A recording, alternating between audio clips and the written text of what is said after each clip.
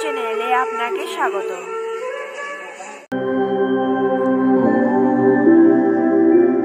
অখণ্ড মণ্ডলাকারম ব্যক্তং যেন চরাচরম তৎপদং দর্শিতং যেন তস্मै শ্রী গুরবে নমঃ। বন্দেऽহং শ্রী গুরুর শ্রীযুতপদকমলং শ্রী গুরুन् বৈষ্ণবাংশ্চ শ্রীরূপং সাগরজাतं সহগণं রঘুনাথান্বিतं तं সজীবं সদ্বৈतं সাবধূतं পরিজনসহিतं কৃষ্ণচৈতন্যদেবং শ্রীরাধা কৃষ্ণপাদং সহগণললিতাং শ্রীবিশাখান্বিতাংশ্চ বঞ্চকল্পতরুভ্যশ্চ কৃপাসিন্ধুভ্যেব চ পতিতানাং পাবনেভ্যো বৈষ্ণবেভ্যো নমো নমঃ। আজানুলম্বিতভুজৌ কনকবদাতো সংকীর্তনৈকপিতরৌ কমলায়তাংশো বিশ্বম্ভরো দ্বিজবরৌ যুগধর্মপালৌ বন্দে জগৎপ্রিয়করৌ করুণাবতারৌ। মূকং করোতি বাচালং পঙ্গুং লঙ্ঘয়তে গিরিম যৎকৃপাতমহং বন্দে পরমানন্দমাধবম। নমো ধর্মায় মহতে নমঃ কৃষ্ণায় বেধসে ব্রাহ্মণেভ্যো নমস্কৃত্বা ধর্মাन् বক্ষ্যে সনাতনम्। নিগমো কল্পতরুর্গলিতং ফলং শুকং খাদমৃতদ্রবসংযুতং পিবত ভাগবतं রসমালয়म्। মুহুরহো রসিকা ভুবি ভাবুকাঃ তদেব রম্যরুচিরং নবং নবম তদেব সন্মনসো মহোৎসবम्। তদেব শোকার্ণব বিশোষণং নৃণাম যদুত্তম শ্লোক যশো অনুগীয়তে। নাম সংকীর্তনং যস্য সর্ব পাপ প্রণাশনম প্রণাম দুঃখ শমনস্तं নমামি হরিং পরম। নিতাই গৌর হরি বল, নিতাই গৌর হরি বল, নিতাই গৌর হরি হরি বল। अथ श्रीमद्भागवते दशमे सप्तचत्वारिंशतितमोऽध्याये श्रीशुकवाच जदूनचरितलीलाकर्णपीयूष विप्रोट शक्रे ददन विधूत द्वन्द्व धर्मा विनष्टः सपदि गृह कुटुम्बं दीनमुत्सृज्य दीना बहव इह विहंगा भिक्षुचर्यां चरन्ति। जय निताई, जय गौरहरि। प्रणाम श्री गुरु चरणारविंदे, प्रणाम सकल वैष्णव चरणे, प्रणाम प्रभु निताई गौरहरि। श्री राधा राधा वल्लभ गोपाल जी, नारायण मंदिरे सकल देवता सकल के प्रणाम। রাধারানীর কথা শুনছিলাম। সেই প্রসঙ্গে বৈষ্ণব কুলে শিরোমণি শ্রী গতকাল ধ্রুব মহারাজের কথা বলেছি। ধ্রুব মহারাজ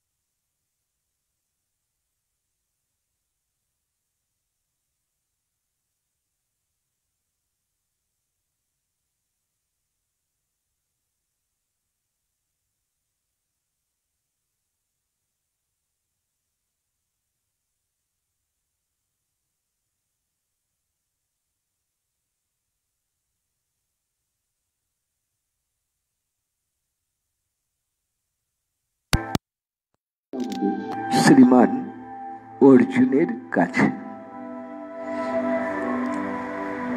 নাগপাশ অস্ত্রটির সম্বন্ধে একটুখানি বলে নেই।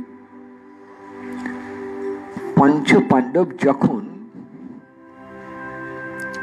এক চক্রায় বাস করছিলেন গোপনে ব্রাহ্মণের ঘরে ছদ্মবেশে, সেই সময় তাদের সমস্ত অস্ত্রশস্ত্র একটি বনের ভেতরে লুকিয়ে রেখেছিলেন। বাইরের লোক কেউ জানতেন না। আর সেই অস্ত্রশস্ত্রের মধ্যে ছিল নাগপাশ। নাগপাশ মানে সাপ, সর্পের আকৃতিতে সেই অস্ত্র ভান্ডার রক্ষা করত ওই নাগপাশ। জায়গাটা ছিল নিত্যানন্দ প্রভুর মামা বাড়ির সামনে। পদ্মা দেবীর খুড়তো ভাই মামা সম্পর্ক। সেইখানে ওই গ্রামে থাকতেন। এক চক্রার খুব কাছেই মধ্যেই ছোট্ট কুবের মাঝে মাঝে যেতেন। মামি খুব ভালোবাসতেন কুবেরকে। কুবের গেলেই তাকে তখনকার ওই গ্রামের যা খাবার গুড় আর মুড়ি খেতে দিতেন। সেদিনও কুবের গেছেন।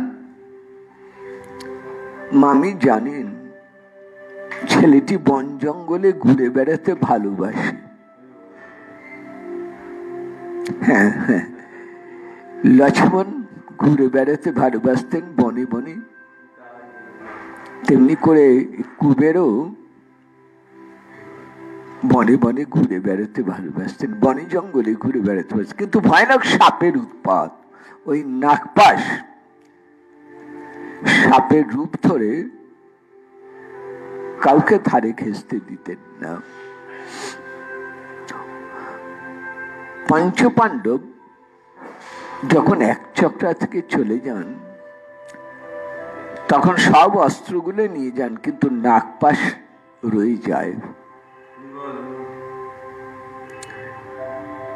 মামি কুবেরকে নিষেধ করলেন, জঙ্গলে যাবি না, এখানে বসে গুড়মুড়ি খা, জঙ্গলে খুব সাপ আছে।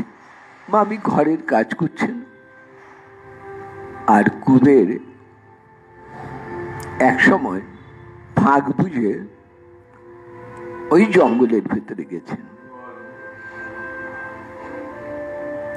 জঙ্গলের ভেতরে গিয়ে সেই নাগপাশ অস্ত্রটিকে পাতালে প্রবেশ করিয়ে দেন, যাতে করে আর কোনোদিন না বেরোতে পারে।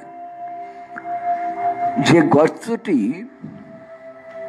দিয়ে নাগপাশকে পাতালে পাঠান, সেই গর্তটির মুখ কুবের নিজের কানের একটা দুল দিয়ে, কুণ্ডল দিয়ে আটকে দেন। এই জন্য ওই জায়গার নাম এখনো আছে কুণ্ডলী তলা, এক চক্রার অবশ্য দ্রষ্টব্য স্থান কুণ্ডলী তলা। যাই হোক, সেই থেকে নিত্যানন্দ প্রভুর এক কানে এক কুণ্ডল। এটা বলদেবেরও ছিল, লক্ষণেরও ছিল, বামন দেবেরও ছিল, এক কানে এক কুণ্ডল। আসুন শোনা যাক লক্ষণ নাগপাশে কি করে নাগপাশ থেকে তো হবেন। কোনো মতেই রাম লক্ষণ নাগপাশ থেকে মুক্ত হতে পারছেন না।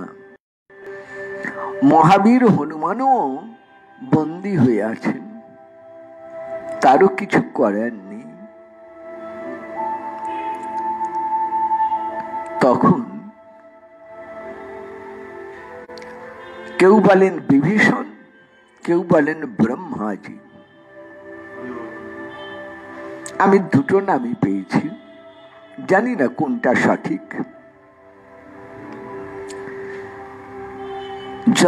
তবে যতদূর মনে হয় সেই সময়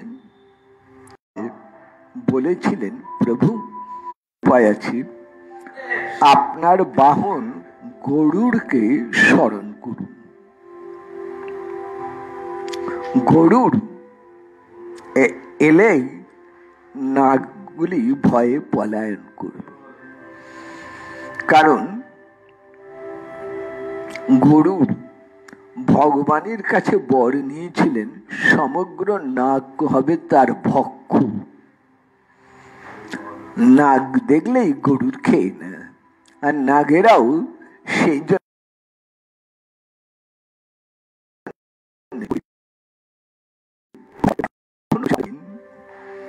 তন্ত্রশাস্ত্রেও করেছেন, যেখানে খুব সাপের ভয় সেখানে গরুর নাম করলে সবাই বিদূরিত হয়।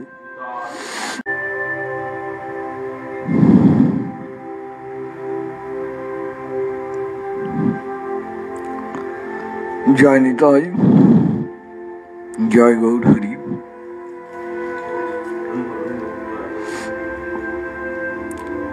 আজকের ভাগবতী কথার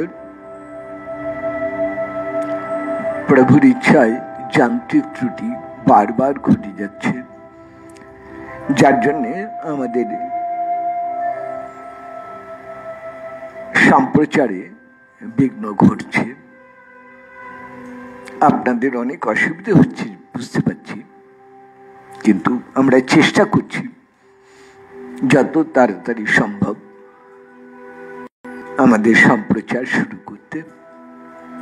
আশা করি এখন সবাই শুনতে পাচ্ছেন। তাহলে আরম্ভ করি। জয় নিতাই, জয় গৌর হরি। রাম রাবণের যুদ্ধে ইন্দ্রজিৎ নাগপাশে রাম লক্ষণকে বন্দী করেছেন। আশা করি এই পর্যন্ত শুনেছেন। তারপরের কথা শুনুন। এই নাগপাশ থেকে কিভাবে ভগবান মুক্ত হবেন কেউ জানেন না। ভগবান নিজেকেও নিজে মুক্ত করতে পারছেন না, রামচন্দ্র লক্ষণ কেউ মুক্ত হতে পারছেন না। তখন বিভীষণের পরামর্শে দেবর্ষি নারদ সেখানে উপস্থিত হলেন। দেবর্ষি নারদ তিনি বললেন, প্রভু আপনি যদি অনুমতি দেন তাহলে আমি বৈকুণ্ঠে গিয়ে আপনার বাহন গরুড়কে ডেকে আনি। গরুড় এলেই আপনি নাগপাশ থেকে মুক্ত হবেন, কারণ গরুড় হচ্ছেন নাগগণের ভক্ষক, মহাশত্রু। গরুড়ের নাম শুনলেই সর্প ভয়, নাগ ভয় সব দূর হয়ে যায়। আপনারা দেখেছেন ভগবানের মন্দিরে এই গরুড় একটি স্তম্ভের উপরে, একটা থামের উপরে অবস্থান করে, যাকে বলা হয় গরুড় স্তম্ভ। আর এই গরুড় স্তম্ভের, জগন্নাথ মন্দিরে গরুড় স্তম্ভের পাশে দাঁড়িয়েই মহাপ্রভু জগন্নাথ দর্শন করতেন। সেই গরুড়কে দেবর্ষি নারদ গিয়ে বললেন, গরুড় তুমি এখনই লঙ্কায় যাও, ভগবান নাগপাশে বন্দী হয়ে আছেন, তুমি মুক্ত করো, তুমি গেলেই প্রভু মুক্ত হবেন। শুনে গরুড় সঙ্গে সঙ্গে ছুটলেন এবং সেই গরুড় রণক্ষেত্রে উপস্থিত হবার সাথে সাথেই শ্রী রামচন্দ্র, লক্ষণজি নাগপাশ থেকে মুক্ত হয়ে গেলেন। এখন গরুড় মনে মনে চিন্তা করছেন, আমার প্রভুর কি মহিমা, যার নামে ভববন্ধন পর্যন্ত খণ্ডন হয়ে যায়, তিনি এক রাক্ষসের কাছে নাগপাশের বন্ধন স্বীকার করলেন। যে রাক্ষস রজগুণ তমগুণের আবৃত, তার এতই ক্ষমতা যে সে ভগবানকে নাগপাশ দিয়ে বন্দী করলে, আর আমার কেমন ক্ষমতা যে আমি উপস্থিত হতেই সেই ভগবানেরও বন্ধন মোচন হয়ে গেল। এইখানেই গরুড় ভুল করলে, লীলা ধরতে পারলেন না। গরুড়ের মনে একটা মোহ এলো, আমি পেরেছি প্রভুকে, হে প্রভু জগতের বন্ধন মোচন করেন আর আমি প্রভুর বন্ধন মোচন করলাম। আমার ক্ষমতা, আমার শক্তি, এই মোহ এলো। যখন মোহ আসে তখন কি হয়, একটা লক্ষণ বোঝা যায় কার মোহ আছে কার মোহ নেই। কিসে বুঝবেন? ভাগবতে শ্রী চক্রবর্তী পাদ খুব সুন্দর একটা কথা বলেছেন। বলেছেন, যখন অন্তরে মোহ আসে তখন কিছু ভালো লাগে না, সবাইকে তুচ্ছ বলে মনে হয়, নিজেকে শ্রেষ্ঠ বলে মনে হয়, আমি জানি, আমি বুঝি, আমার ক্ষমতা আছে, এইরকম একটা ভাব আসে। দেখুন, অর্জুন সেই মোহগ্রস্ত শ্রী গোবিন্দকে পর্যন্ত বোঝাতে চাইছেন। শ্রী গোবিন্দ বলছেন যুদ্ধ করো, অর্জুন শ্রী গোবিন্দকে বোঝাতে চাইছেন যুদ্ধ করতে কেন বলছো, যুদ্ধ করা তো মহাপাপ, আত্মীয় স্বজন বধ করা তো মহাপাপ। ভগবানকেই বোঝাতে চাইছেন অর্জুন। অর্জুন ভগবানকে জানেন না তা তো নয়, তিনি তো কৃষ্ণকে জানেন, তিনি তো নিজেও দেখেছেন, অনুভব করেছেন। কিন্তু দেখুন, ওই মোহ এমন জিনিস, যে এই ভগবত জ্ঞানটুকুকে আবৃত করে দিলে। যেমন মেঘ সূর্যকে ঢেকে দেয়, তেমনি করে মোহ মেঘে অর্জুনের মন আচ্ছন্ন হয়ে গেল। উপায়, ভগবান শ্রী গোবিন্দ কৃপার বাতাস বইয়ে দিলেন গীতার মধ্যে দিয়ে। ঘন মেঘ করেছে, সূর্য ঢাকা পড়েছে, খুব জোরে বাতাস বইল, মেঘ উড়িয়ে নিয়ে গেল, সূর্য প্রকাশ হলো। তেমনি গীতার কথায় ভগবানের কৃপা বাতাসে অর্জুনের অন্তরের মোহ মেঘ সরে গেল, নির্মল সত্য সূর্যের উদয় হল। গরুরের মোহ এলো, আমার ক্ষমতা কতখানি দেখো, যে ভগবান, যার নামের গুণে জীবের ভববন্ধন মোচন হয়ে যায়, সেই ভগবানকেও আমি বন্ধন থেকে মুক্ত করে দিলাম। এইবার গরু, তিনি তো ভগবানের পার্ষদ, যেই মোহ এলো তখন তিনি আর কিছুতেই আনন্দ পাচ্ছেন না। যতক্ষণ মোহ নেই সেবক বুদ্ধি, ততক্ষণ মনের মধ্যে একটা আনন্দ থাকে। যখন আনন্দের অভাব ঘটে যায়, মোহ এলেই আনন্দের অভাব ঘটে যায়, তখন মনের ভেতরে সবসময় একটা অপ্রসন্নতা, কি যেন হারালো, কি যেন হারিয়ে গেল, কি যেন পেলাম না। গরুরের মনে অপ্রসন্নতা এলো না। কার কাছে যাবেন, কোথায় যাবেন এখন? গরু মনে মনে ভাবলেন, দেখুন পার্ষদ বলেই তার এই নিজের অবস্থাটা নিজে অনুভব করতে পারছেন। এটাই তো ভগবত পার্ষদের, ভগবত বিগ্রহের, ভগবত বিভূতির লক্ষণ। আপনারা জানেন গীতার 10ম অধ্যায়তে ভগবান বলছেন,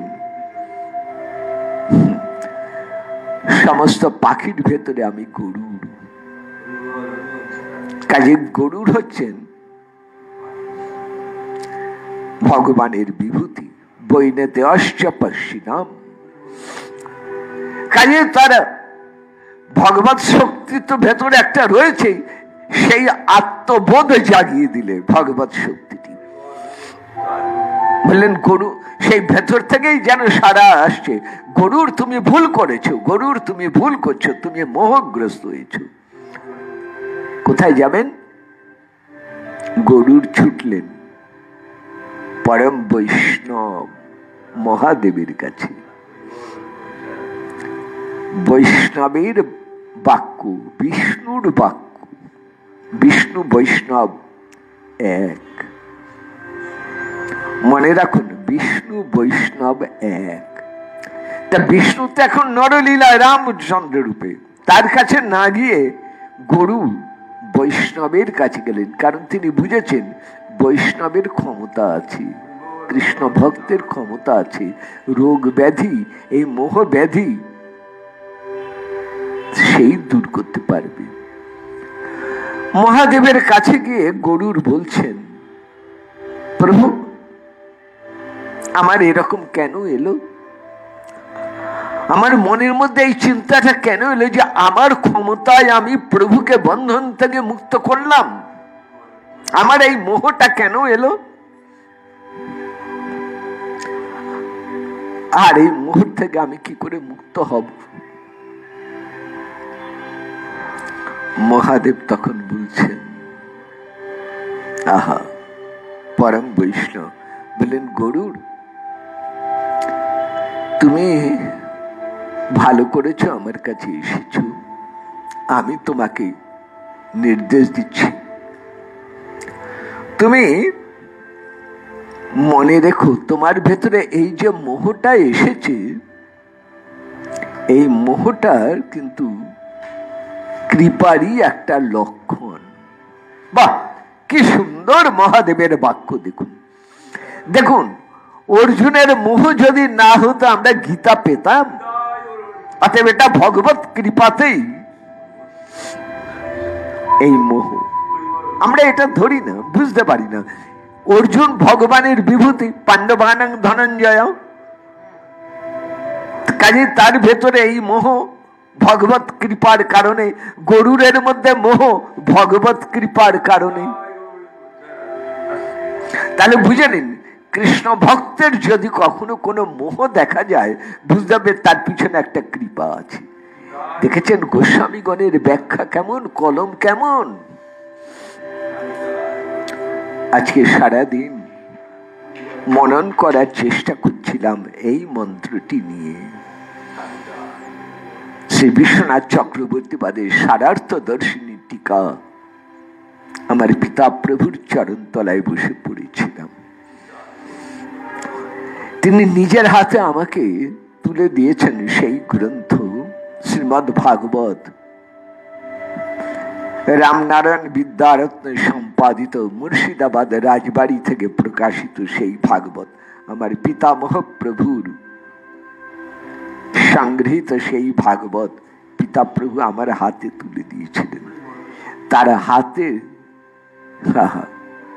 পাওয়া ভাগবতী, সেখানে পরিষ্কার করে তিনি আমাকে বলছেন, পড়ে দেখ, এগুলো পড়।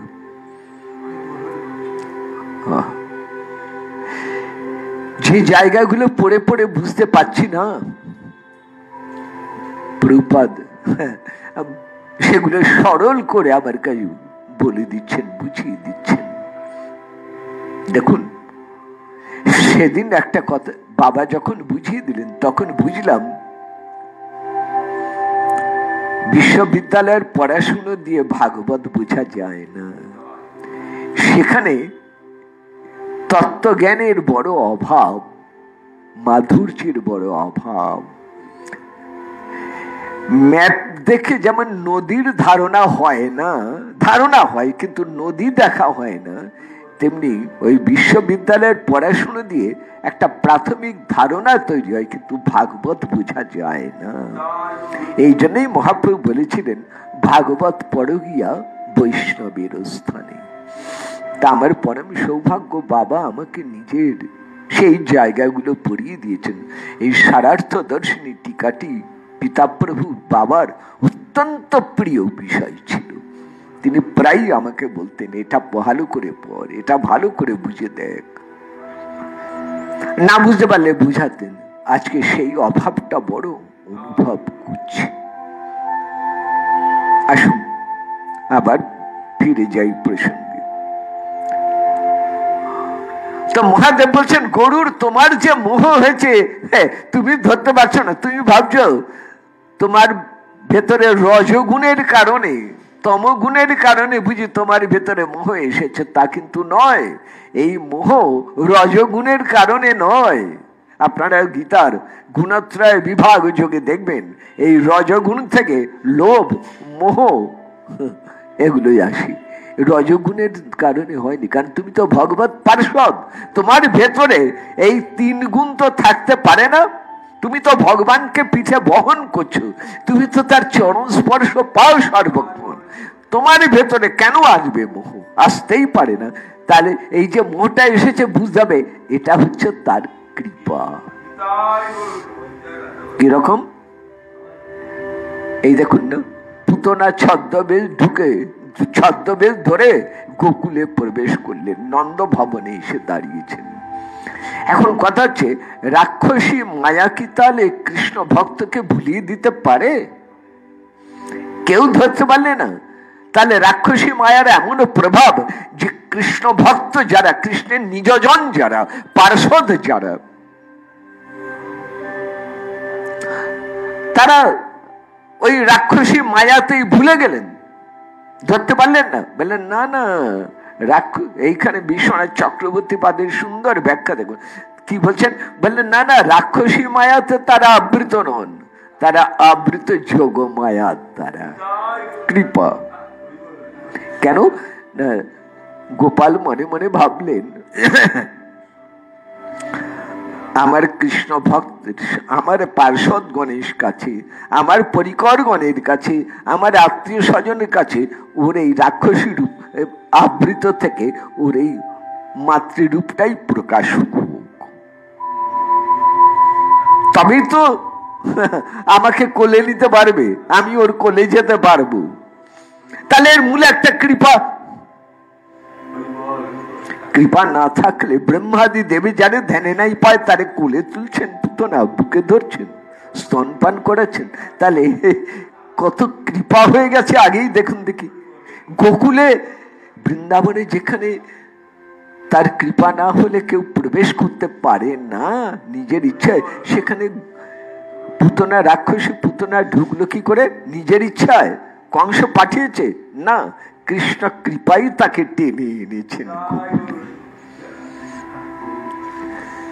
তাহলে এখানেও দেখুন, এখানেও তাহলে তার সেই কৃপা, কৃপা শক্তির জয় হোক।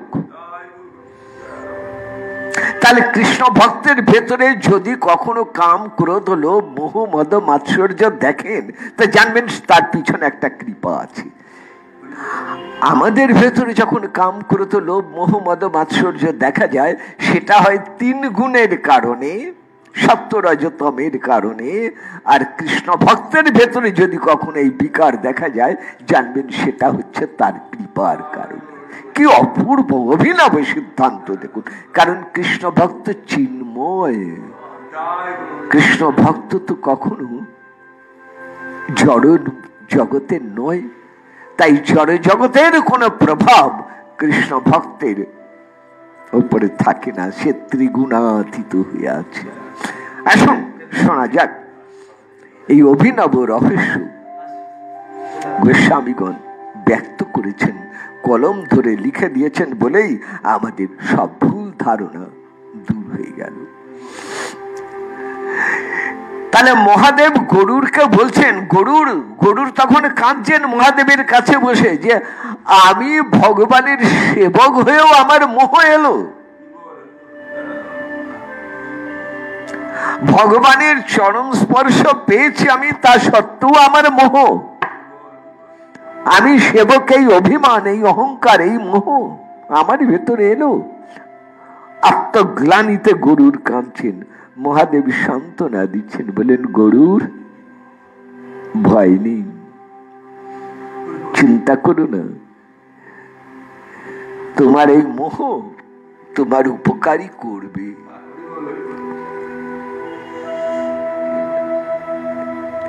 শোনো, তুমি তো পার্ষদ, এটা কেন ভুলে যাচ্ছ? তুমি যে পার্ষদ, তুমি যে তার সেবক, তুমি যে তার দাস, তুমি তো তার নিজের, এটা কেন ভুলে যাও? কখনো ভুলো না, তুমি তার পার্ষদ, তুমি তার সেবক, তুমি তার নিজের, এটা ভুলো না।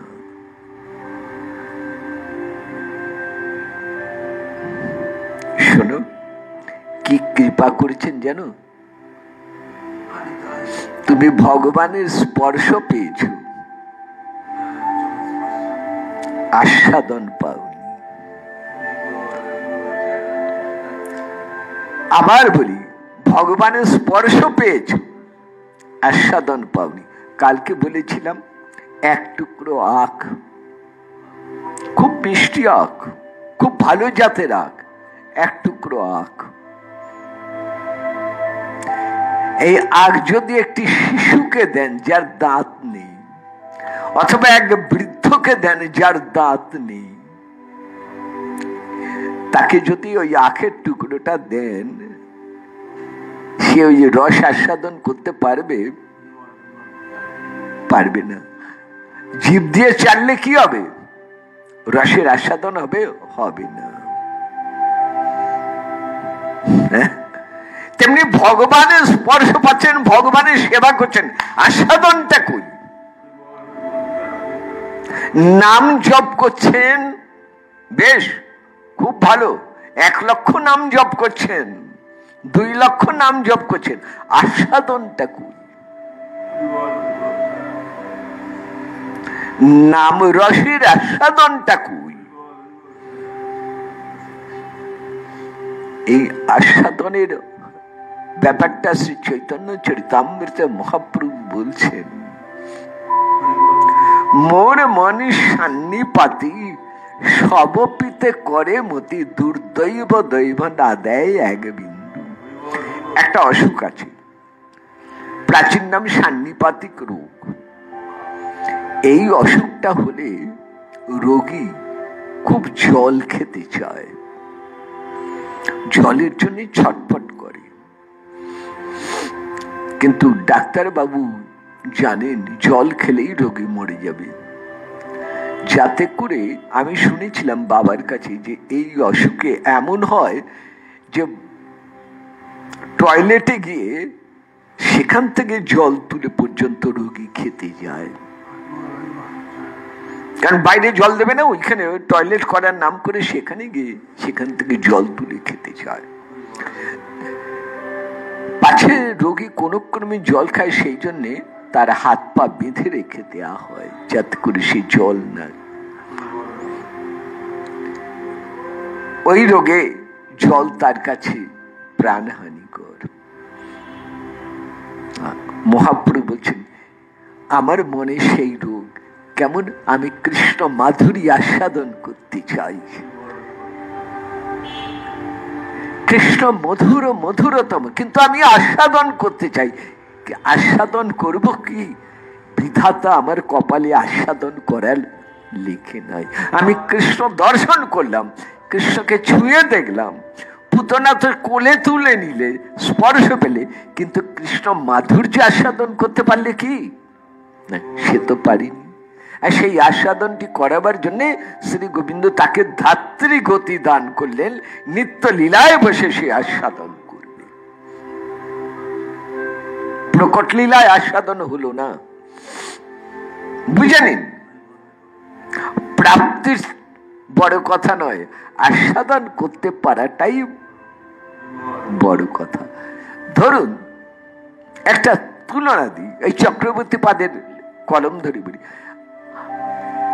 আপনাকে 1 কোটি টাকা দেয়া হলো, কিন্তু একটা শর্ত আছে, আপনার নামে ব্যাংকে জমা করে দেয়া হলো, কিন্তু সই করব আমি, তবে আপনি টাকাটা পাবেন, নইলে পাবেন না। নামটা আপনার, কিন্তু ভোগ করতে পারবেন না আপনি যতক্ষণ না আমি দেব, সই করে দেব। কেমন হয়? আপনি মনে প্রাণে জানেন আপনার 1 কোটি টাকা আছে, কিন্তু 1 পয়সাও খরচ করার অধিকার আপনার নেই, যেহেতু সইটা আমি দিলে তবে আপনি পাবেন, নইলে নয়। এক্ষেত্রেও তাই হয়েছে। কৃষ্ণ মাধুরী সম্পত্তি, যতক্ষণ না ভক্ত সই করে দেবেন ততক্ষণ আপনি পাবেন না, যতক্ষণ না গুরু সই করে দেবেন আপনি পাবেন না। যতই আপনি গৌর গোবিন্দ নিয়ে মেতে থাকুন না কেন, ওই বুড়ো মানুষের বা শিশুর যেমন আখের টুকরো নিয়ে চেটে চেটে চেষ্টা করছে রস আস্বাদনের, পারে না, তেমনি করে মহাপ্রভু কত সুন্দর তুলনা দিচ্ছে, বলে একে বলে বৃথা চেষ্টা। কিরকম? বলে ফুটো পাত্রে জল ঢেলে পান করার চেষ্টা। একটা পাত্র তৃষ্ণার্ত, খুঁজে খুঁজে একটা পাত্র পেলেন, সামনে জলাশয়, জল তুললেন পাত্রে, হায় হায়, যেই জল তুললেন পাত্রের তলাটা ভাঙা, ঝরঝর করে সব জল পড়ে, যতবার তোলেন সব জল বেরিয়ে যায়, 1 ফোঁটাও মুখে যাচ্ছে না। আমাদের দশা সেই রকম। আমরা পাচ্ছি বটে, নিতাই নাম পাচ্ছি, গৌর নাম পাচ্ছি, হরে কৃষ্ণ নাম পাচ্ছি, কিন্তু নামের আস্বাদন কই? তাই বাবাজি মহারাজ কাঁদছেন, তিনি গুরুদেবের কাছে বলছেন, হা গুরুদেব, নাম তো দিলে, আস্বাদন করতে পারলাম কই? আস্বাদন করালে না তো। হা, আমরা কি কখনো গুরুদেবের কাছে বলেছি, গুরুদেব ওর নাম তো দিলেন, আস্বাদন করব কি করে তা বলে দিন, কেমন করে আস্বাদন করবে সেটা বলে দিন। কি করলে আমার আস্বাদন হবে? নাম রসের মাধুরী কি করে পাবো? না জানি কতক মধু শ্যাম নামে আছে গো, সেই শ্যাম নামের আস্বাদনটা আমার কেমন করে হবে? এটা কি গুরুদেবের কাছে কখনো প্রার্থনা করেছি, বলেছি? বলিনি। কাজেই নাম হলো সব পেলাম, মন্দির পেলাম, বিগ্রহ পেলাম, সেবা করলাম, কিন্তু আস্বাদন হলো না। পাথর জলে ডুবে রইল, কিন্তু জল ভেতরে গেল না। 10 বছর কেন 100 বছর পরেও পাথর তুলে ভাঙলে দেখা যাবে ভেতরটা যেমন শুকনো তেমনি শুকনোই রয়ে গেল। এই কথাটি ধরেই বলছেন বিদ্যাপতি, কত বিদগ্ধ জন রস অনুমানই, অনুভব কাহুক না পেখ, বিদ্যাপতি কহ প্রাণ ঝুরাইতে লাখে নামি লালাইক। আস্বাদন চাই। মহাদেবের বাক্য দেখুন, তিনি বলছেন গরুর ভগবানকে তো বহন করছো, তার চরণ স্পর্শ পাচ্ছ, সব ঠিক আছে, কিন্তু তুমি আস্বাদন পাওনি। আর তোমাকে আস্বাদন করাবার জন্যই আজ তোমার ভেতরে মোহ এলো, আর তুমি আমার কাছে ছুটে এলে তার উপায় খুঁজতে। এবার আমি তোমাকে উপায় বলবো, তবে আজকের তো সময় হয়ে গেল, মাঝখানে কিছু বিঘ্ন ঘটলো প্রচারে। যাই হোক, আগামীকাল আবার 8টায় বসবো। কালকে শ্রী হরিবাসর একাদশী দিন শুনবেন পরবর্তী অংশ। গরুর কিভাবে এই মোহমুক্ত হয়ে কৃপার অধিকারী হলেন, আস্বাদনের অধিকারী হলেন, সেটি আগামীকাল আবার শুনবেন। আজকে আমাদের বারবার এই প্রচারে বিঘ্ন ঘটেছে, আমরা আন্তরিকভাবে তার জন্য ক্ষমা প্রার্থী, দুঃখ প্রকাশ করছি। কিন্তু আমাদের উপায় ছিল না, যান্ত্রিক ত্রুটি হতেই পারে, এটুকু আপনারা বুঝে নিন। আশা করি নিতাই কৃপায় আগামীকাল থেকে আবার ঠিক মতন শুনতে পাবেন। আজ এখানেই রাখলাম। জয় নিতাই, জয় গৌর হরি। নিতাই গৌর হরি বল, নিতাই গৌর হরি বল, নিতাই গৌর।